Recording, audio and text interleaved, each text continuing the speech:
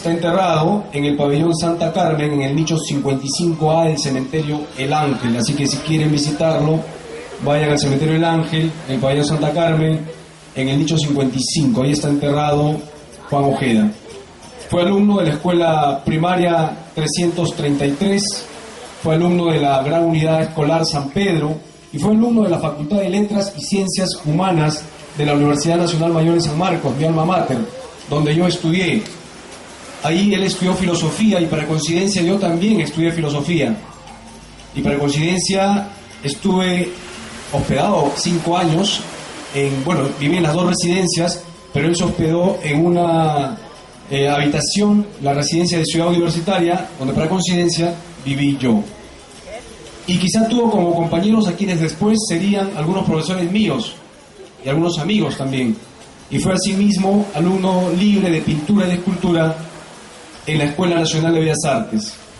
Tuvo como amigos a aquellos que tuvieron ese extraño privilegio de quienes se supieron saberse sobrevivientes a un auténtico hacedor de poesía. Por ejemplo, nombres que van a escuchar hoy, ustedes también, en la lectura o en la ponencia de Ricardo: Cesario Chacho Martínez, Julio Nelson, Ricardo Ráez, Andrés Cloud, Yando Ríos, Alfredo Portal, Gregorio Martínez, Benjamín Torres y algunos amigos míos, Gilebrando Pérez, el profesor, mi profesor, Danilo Sánchez León, a quien hace poco publicamos en la editorial Altazor un libro de literatura infantil, Juan Cristóbal, también un buen amigo mío, Hermógenes Janampa y mi maestro Antonio Valver Ronceros, algunos muertos entre otros tantos.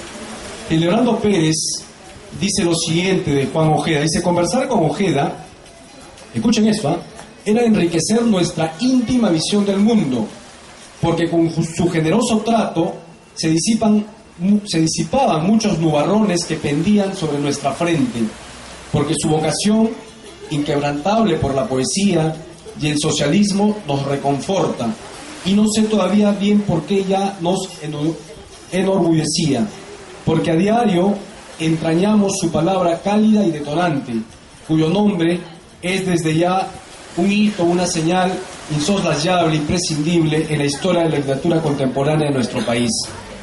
Amigos, se ha dicho de todo de Ojeda, así el humorista y escritor Gregorio Martínez cuenta en una jocosa crónica que se llama Travesía de Extravares, que es una suerte de paráfrasis del poemario de Martín Adán, que es poesía.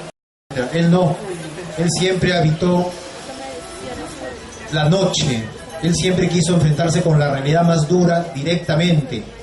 Él siempre se dio cuenta a partir de sus lecturas que nos esperaban momentos difíciles. Fue una suerte de profeta de la realidad que vivimos ahora, tan dura, tan difícil. Por gusto no estudió filosofía y no se fue dando cuenta a partir de sus lecturas de todo lo que nos esperaba. De algún modo su poesía era premonitoria. Uno de sus versos más conocidos dice: para el que ha contemplado la duración, lo real es horrenda fábula. ¿A qué se refiere?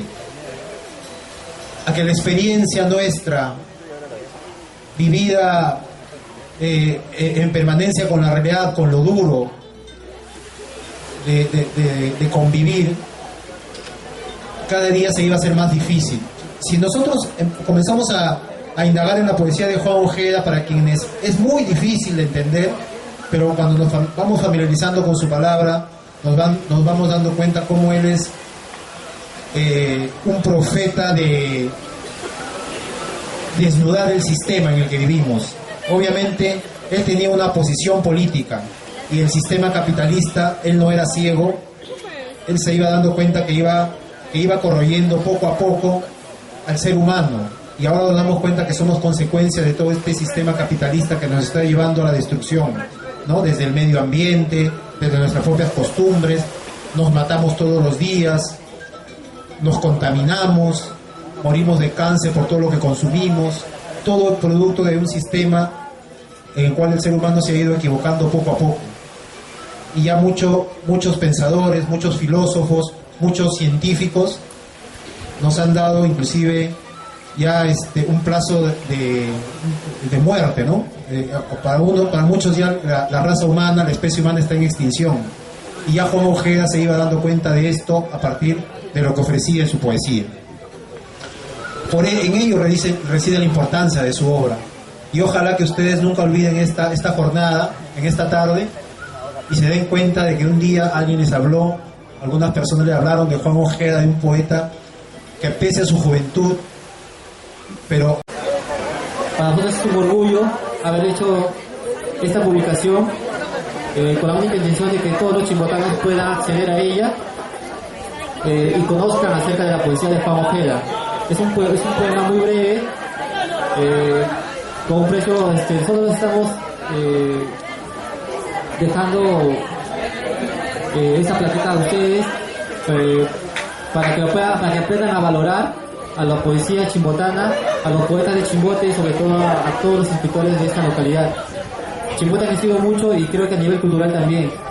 Es una pequeña contribución hacia ustedes, de hijos chimbotanos que aman a su tierra y aman a su literatura. Yo solamente les invito a que puedan leer esta plaqueta, este poema, y lo que deseen obtenerlo, nos pueden consultar y les podemos hacer llegar esta plaqueta, ¿no? Bueno, eso sería todo y muchas gracias a todos ustedes. Colectivo Cultural Cielo Abierto, organizador del Festival de Poesía Cielo Abierto que se desarrolla en Barranca. Soy chimbotano, que efectivamente Juan es mi hermano, vivimos más de 10 años en Barranca. Sin embargo, por motivos laborales, seguimos radicando allá, pero nosotros tenemos familia acá y Juan Ojeda pues es uno de nuestros referentes más importantes para hacer poesía, para difundirla e incluso para desarrollar políticas públicas, políticas culturales dentro de la provincia de Barranca. Hace poco hemos inaugurado nuestro sello editorial, que es el Fondo Editorial Cielo Abierto, y del cual pues ya tenemos 4 publicaciones. Entre ellos, uno de los publicados es César Quispe, el poeta César Quispe, el poeta Juan Ojeda, y también recientemente una reedición de Desnudos de Ricardo Ayllón. Habiendo hablado brevemente de esa manera sobre el colectivo Cielo Abierto y el fondo editorial, quiero leer el primer poema de ese primer libro que publicó Ediciones Altazor en el año 2007, de Inicio del Mundo, un libro breve pero significativo. Se llama Inicio del Mundo. Este poema se llama Amenaza sobre 2 cuerpos tendidos en la aurora de sus recuerdos. Entre nombrarte y no nombrarte, elijo dioses. Oscar Málaga. Todo nos amenaza. El tiempo de las voces irreales, las canciones melancólicas, los sueños largos, el amor duro, los inocentes recuerdos del que he sido hecho como tus palabras, como el viento quimérico de estos días, la conciencia, la transparencia traspasada, la mirada ciega de mirarse los ojos, las palabras, guantes oscuros, polvo mental sobre la hierba, el agua, la piel, nuestros nombres, que brotan del fondo del silencio, silencio que nos suspende, sube y crece y nos envuelve, y la maldad de la existencia entre tú y yo se levanta, y mientras sube, caen recuerdos, esperanzas, murallas de vacío que ninguna trompeta derrumba, ni el sueño y su pueblo de imágenes rotas, ni el delirio y su espuma profética, ni el amor con sus dientes y uñas intagmáticas. Más allá de nosotros, en los linderos del ser y el estar, una vida más vida nos reclama, el sentido de la noche que respira y se extiende, llena de grandes hojas calientes, de espejos que combaten ojos, garras, frutas, cuerpos que se abren paso entre otros cuerpos, la ancora que respira y late, esa estrella repartida, donde inclinas la balanza del lado de la aurora, pausa de sangre entre este tiempo y otro sin medida.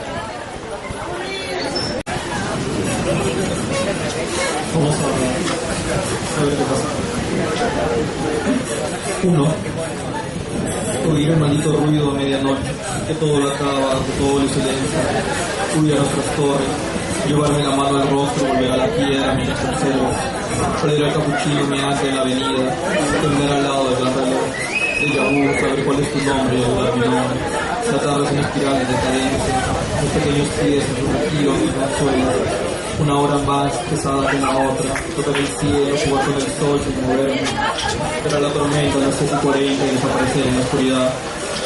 En Japón amanece y el pan sobre la mesa tiene la huella de mis dientes y el té tiene un poco de aliento al despertar, pero no logramos recordar y se rompe el cascarón. Te busco debajo del líder del farol. Me como tus uñas a medio pintar y sonríes entre periódicos de la mar. Esas heridas, lloro tus pesadillas. Hace tantos años del embrujo. Hoy me siento a gobernar la ciudad. Observo tu espacio vacío. Hay cosas que una curita y un caramelo no llegan a curar. Mi memoria accidentada vuelve a tu pecho y se oye el ruido cálido del mar. Hace tanto de Japón, hace tanto de tus labios, y el ruido a medianoche viene a dormirme, y en la gran huida busco tu nave. Entre los médanos a uno nadie lo escucha, y se puede hablar, toser, gritar y maldecir. Las piedras se alinean en los bordes del asfalto como la historia, ese libro imperfecto de rabia y sudor, de sangre y hervor humano, ese rugido adulterado que registra, filtrafa abyecta, el transcurrir de los días. Camino al peaje, desde los últimos ranchos, desde los barrios innombrables donde termina y empieza la ciudad, los niños harapientos me despidieron desnudos, sonriendo, mientras yo pensaba en sus pulmones. Una sombra. ¿Desde cuándo las tormentas, los relámpagos del agua? ¿Qué me hizo inelegible? A las estrellas de las playas, a las dalias vespertinas.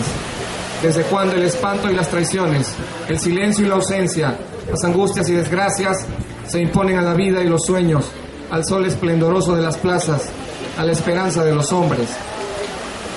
A la hora de las flemas, de los escupitajos de los ferchos, de la mermelada en las miradas ebrias de los coimeros de la Policía Nacional, crucé el peaje raudo como si nada me importara, como si fuese un hombre extraviado que se alegra de extraviarse y donde nadie conoce ni siquiera sus sueños. Que habita el corazón de quien palpita solo, de quien camina hacia el mar con la camisa mal planchada, de quien decide echarse a andar por la carretera como fantasma en pena que recoge sus pasos. Que habita el corazón de mi resaca, de estos huesos secándose ante el sol inclemente de las playas.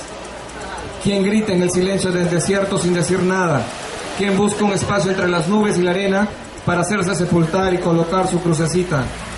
Que habita el corazón de las cucarachas aplastadas, de quienes rompen vidrios y arrojan piedras en las marchas. Que habita el corazón de las flores trémulas, de las frutas calcinadas.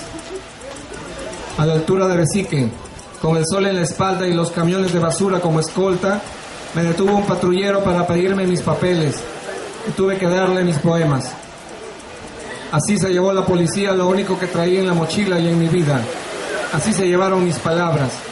Así me arrestaron, me golpearon mientras yo los miraba como si no los viera, como si no existiesen, como si no pensara lo que siempre he pensado de ellos, la peor escoria de las plazas, la mierda misma de las ratas.